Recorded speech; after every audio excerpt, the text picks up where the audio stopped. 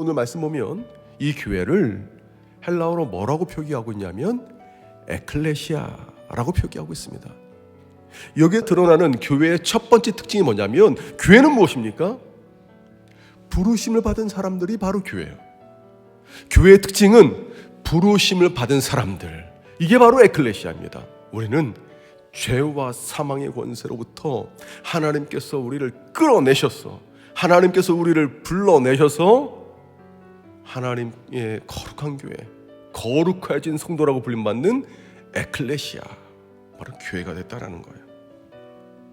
그러니까 여러분, 우리가 예배당 안에서만 교회가 아니고 예배당 오기까지의 모든 과정도 교회라는 것을 기억하셔야 됩니다.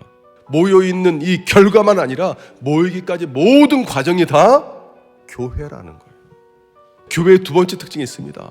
그 뭐냐면, 우리는 영광스러운 공동체입니다. 모퉁이 돌 대신 예수님을 기준으로 해서 함께 지어져 가야 돼요. 그러나 중요한 것은 뭐냐면, 이전에 상처받았다고 해서 교회에서 주변에 자꾸 맴돌면 안 돼요. 혹시나 온라인으로 예배를 드리시던, 이 자리에서 예배를 드리시는 우리 성도님들 계시다라면 교회에 등록해서 믿음의 교제를 나눔으로 그리스도와 함께 지어져 가시기를 권면을 드립니다. 제가 오늘 말씀을 보면서 정말 많은 생각을 했어요.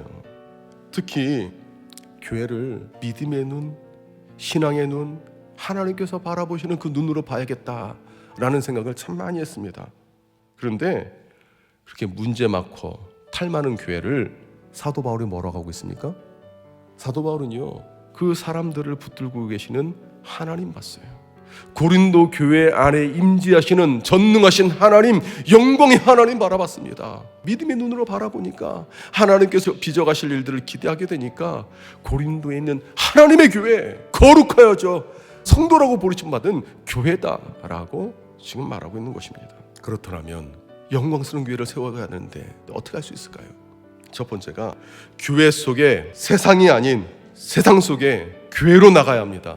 다시 말해서 교회는 세상의 원리나 세상의 이치가 아니라 하나님의 원리에 맞게 세워가도록 우리가 노력해야 됩니다. 근데 교회 안에 세상이 있으면 문제가 되는 거예요. 두 번째로 뭐냐면, 은혜와 평강을 위해 기도하며 노력하기. 이렇게 우리가 평안으로 하나가 될 때 하나님의 영광이 더욱더 빛나는 줄 믿습니다. 말씀을 정리하겠습니다. 사랑하는 성도 여러분, 우리는 하나님께서 우리를 부르셨어요. 하나님께서 나의 이름을 부르시고 우리를 거룩하다 말씀하시고 하나님의 영광을 우리 가운데 두셨습니다. 우리는 영광스러운 존재예요. 에클레시아예요. 하나님의 에클레시아예요. 그렇게 우리는 세상의 논리나 세상의 이치가 아니라 말씀의 하나님의 논리와 이치 가운데 설 뿐만 아니라 은혜와 평강이 우리를 주도해야 됩니다. 그렇게 세상을 비추는 잠실세뇌 교회 성도로 우리 에클레시아로 살아가는 주의 백성 되기를 주님의 이름으로 축복합니다.